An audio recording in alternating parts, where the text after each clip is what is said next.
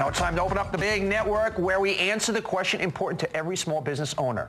What about me? Deborah in New York, you got a question. Hi, Donny. I'm the founder of Citizens.com, a new online community where real people connect to fitness experts.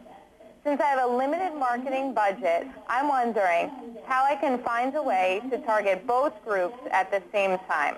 All right, Jeff Hazlett, you run all of marketing for Kodak, one of the great brands of the world. I'll let you handle that one. Well, Deborah, I think I would take Sam Kinnison's advice. He said to starving people one time in his routine, go to where the people are, move out of the desert. In this case, I would go to the key people, and that's the fitness gurus first, and then expand from there. Peter, you're going to knock a home run at the CES. You have the opportunity to do that, and you should be looking at those same kinds of opportunities, getting a lot of advice from a lot of different people. But this is a great opportunity for Deborah and others to really focus in on your key market, like the engineers. That's the folks that are really going to drive your product. Hey, Jeff, I don't have a lot of money, but I still want to advertise. There's a term thrown around a lot in the advertising world, guerrilla marketing. What does that mean? Well, it's really getting down. I used to do a program called How to Rip the Head Off Your Competition, so I like this. And at Kodak, we're trying to take a little bit of an edge as we're unleashing the power of images. So we've got to take a different move. And we got millions and millions to be able to spend, but what we get real good, effective marketing from is that guerrilla tactics. And that is dressing up some of our PR people and putting them in front of the Today Show on Halloween and putting a frame around them and saying, hey, they're a snapshot. They're that Kodak moment. That's what that's about. So really getting out guerrilla, kind of under the radar tactics that get you above the radar. Absolutely, and that's the fun stuff too. I mean, that's what Peter's going to have a chance to do.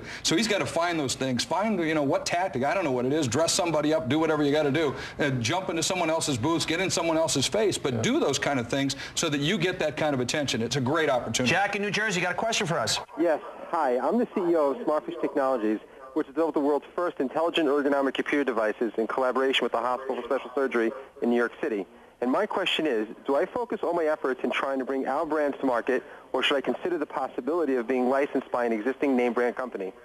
Jeff, I'm going to stay with you also. You've done a lot of co-branding with Kodak over the year. I'd do them both. I'd take my product and go with it, and at the same time go after another, a Target, a Walmart, or whoever he wants to go and try to get into that brand as well. So you've got both going. So you're not putting all your eggs in one basket. Big mistake by a lot of entrepreneurs. You'll go after that big hit, that big home run, and you never get it. I disagree with that. I think you got to pick one path and follow. I think either path could be right, but you got to pick one path and stay true to it and put all your energy into that. I'd agree with that because we're talking about the economics of the situation here. It's not like he has a staff. How many people work at Kodak? I mean, how many? Well, about 40,000. About 40,000, right? So we're talking about a startup. He's going to CES. He's maybe a little nervous. It's his big shot. And you said something very compelling. You said to him, you're going to hit a home run. Oh, wait, you've got a chance to hit a home run. That's right. That's it. He's going to get an at-bat. He's got an at-bat. Now the question is, what's the count, and is he going to be able to stand and deliver and make that happen? But to the point, if you're a little guy starting out, co-branding or doing something with one of the big guys, I think that's a great around. I think it's got to be on an as-need basis. I think sometimes it's a great solution, and sometimes going on your own. It takes a long time to be able to do that. Now, Peter's got a great track record. You've done this a couple of different times.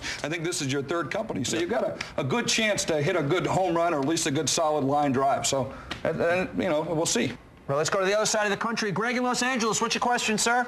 Thank you, Donny. I'm the president of McCuff Industries, and we own a patented and unique innovation called Big Al's McCuff. We want to know if it's wise to advertise on the web. Okay, obviously, Jeff, you are a lot of innovations at Kodak. When do you know when to come out with a new innovation, and when do you know when to use the web versus other media? I think when you're starting to capture customer behavior, you start to see some pickup. It's always a gut feeling for a lot of people. You can go do the research. I heard about focus groups. I heard about a number of different things. And it's always a gut. You know when it's going. You see the numbers start to sneak up there. That's when you know it's right time. Speaking of gut, obviously we have a lot of experts today, and how do I know when to listen? I'm talking to a PR expert. I'm talking to an advertising expert. I'm talking to a branding expert. But this is my baby. How do I know when to listen to the experts or listen to this little voice inside if they're not necessarily on the same page? Always listen to the gut. If I'm an advertising guy, I'm a PR guy, and I used to be one of those, I want in your pocket. I want to be able to take that money. I want to get you to where you want to go, but I'm going to take some of that money. But you're also going to have to go do the trust, take the leap of faith, and take that step. So do your homework. Check out the people you're going to be working with. Do they have a track record to be able to deliver that promise that they say they are on their own brand? So that's a good way to do it. Doug, as a peak performance guy, and it's a lot about mindset. We talked about that in one of the earlier shows. How do I know when to listen to the gut versus the expert? I want to tap into something with Peter. I'm sitting here watching. I'm doing a lot of watching while we're sitting here, okay? And he's got a lot of people who are giving great advice, but they're at a different place in your businesses. Yep. What's worked, Peter? What has worked? You talked about blogs a bunch of times, right? Yep. What feels right? Well, I think going with your gut absolutely comes with experience. This is my third time doing that, and I think I've gotten burned a couple of times by listening to other people say, hey, this is going to work, this is going to work. The fact of the matter is nobody knows your product better than you do. Nobody knows why you started the company better than you do.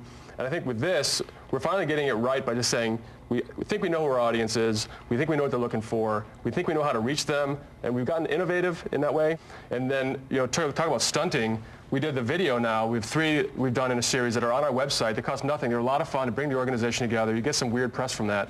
So that all came from just thinking what we think our audience wants. Is it fair to say, follow your gut, but at the same time, nobody is good at everything, so make sure you surround yourself with the right people, but also pay attention to that gut. Ted in San Francisco, what's your question, sir?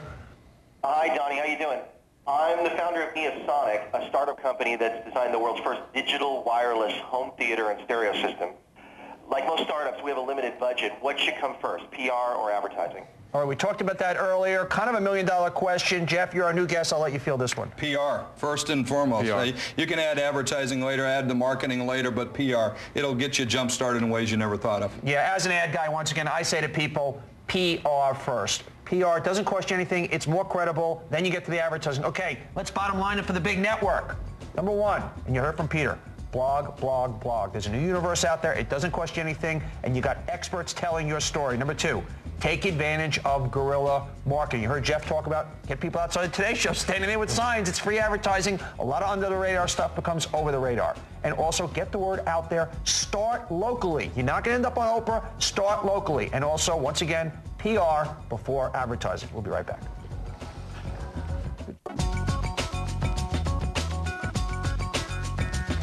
Okay, our final bottom line is becoming a household name. Everybody gets one bottom line. We're going to get this guy to become a household name. Dr. Doug, what's your one bottom line? My one bottom line is know your core and let it come out and express whenever you talk about your product. Mike? Don't try to serve everybody. Polarize people. The people that are defending you and protecting you, give them the ammo to fight, the David-Goliath syndrome, and you're on your way. Jeff? Customer experience. The new experience is the product. Tom? Get those users to use it and get them talking about it. It's the guerrilla marketing, because when they started using it, then everybody else who had a similar profession knew where to go to get it. To me, start with the right mission statement. Understand your value system. If you don't have the right value system, you can't get it out there. And by the way, you're not a geek. Don't listen to them, all right? That's tonight's big idea. We'll see you next time. Good job, guys. Well done. Well done.